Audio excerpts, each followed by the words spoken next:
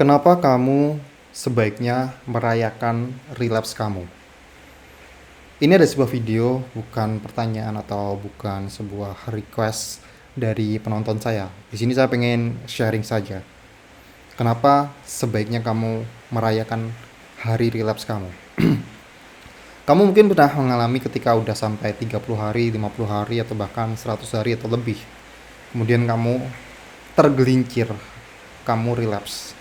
Kamu di situ merasakan perasaan yang sangat sedih, bener-bener bikin depresi, bikin stres. Kamu di situ merasa menjadi orang yang sangat gagal. Dan saya pun juga pernah merasakannya. Saya udah nofap lebih dari 90 hari, 100 hari, tapi kemudian tergelincir lagi. Tapi apa yang terjadi? Apa yang saya lakukan setelah itu? Karena perasaan saya itu selalu sedih, stres, dan saya merasa apakah saya bisa mengulangi kejadian yang sama gitu ya, mengulangi streak yang sama.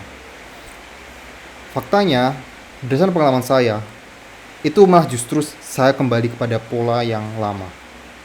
Nah, di sini ada sebuah kesalahan di mana saya dulu selalu melihat relapse itu sebagai sebuah kegagalan.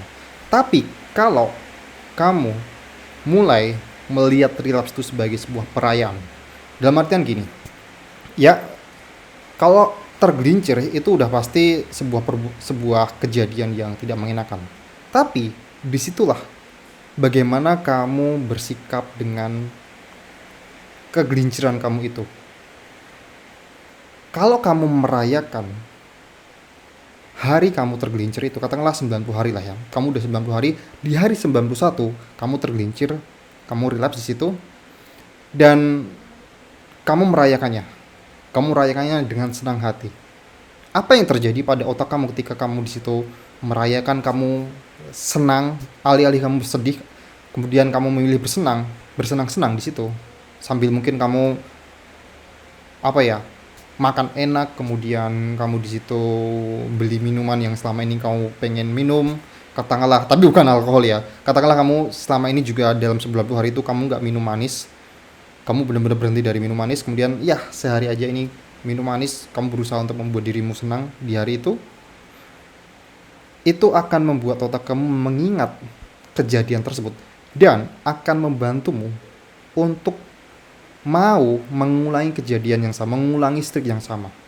Karena itu otak itu akan menyukai sensasi ketika bersenang-senang, ketika mendapatkan asupan gula, ketika mendapatkan kebahagiaan makanan enak. Otak akan cenderung mengingat itu dan ayo kita lakukan lagi. 90 hari oke, ayo kita lakukan lagi. Katakanlah kalau misalnya kamu yang kemarin tuh 90 hari kemudian 91 relapse, di hari berikutnya kamu 92 hari kemudian kamu tergelincir di situ, at least kamu udah membuat satu hari. Tapi di situ otak kamu udah membantu bahwa saya mengingat kejadian ini dan ini menyenangkan.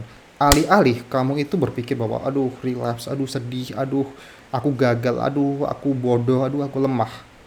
Otak akan terlalu fokus pada kegagalanmu.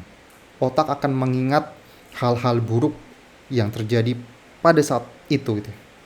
Dan itu tidak akan membantumu untuk mencapai streak yang sama, hari yang sama, jumlah hari yang sama. Makanya sering terjadi orang-orang yang udah 100 hari, 200 hari itu melapor pada saya.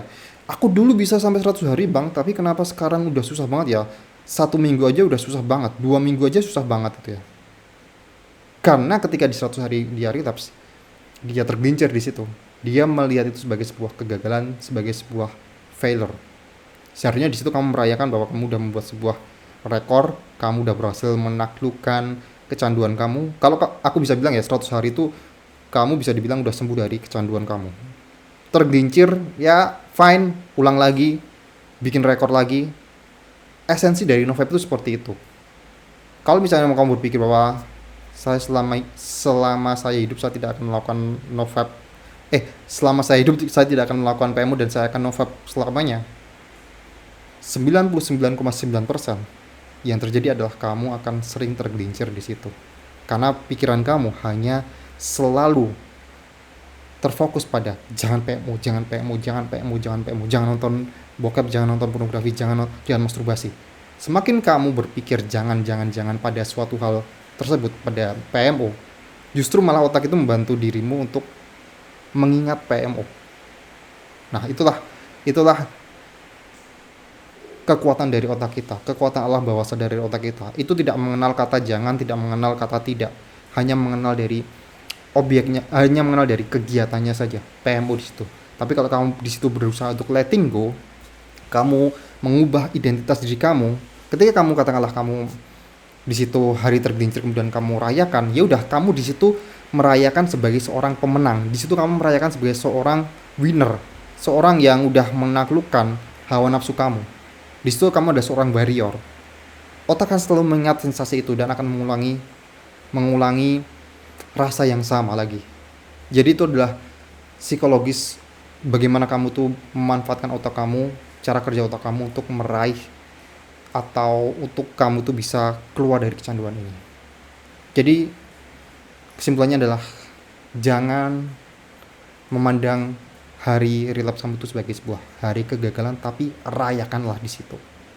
Rayakanlah. Anggap kamu baru saja menaklukkan sebuah hari yang sangat panjang dan ini adalah hari kamu menandai sebuah milestone atau checkpoint. Next kamu akan mengulang lagi. Itu justru lebih mengasihkan daripada kamu 90 hari relapse, gagal, terus kemudian kamu hanya bersedih. Itu secara mental kamu justru malah bikin kamu down, bikin kamu rusak. Oke, terima kasih sudah nonton video sampai sejauh ini. Klik link yang ada di deskripsi, download ebook bagaimana cara berhenti untuk keluar dari kecanduan, bagaimana keluar dari kecanduan PMO dengan alam bawah sadar. Oke?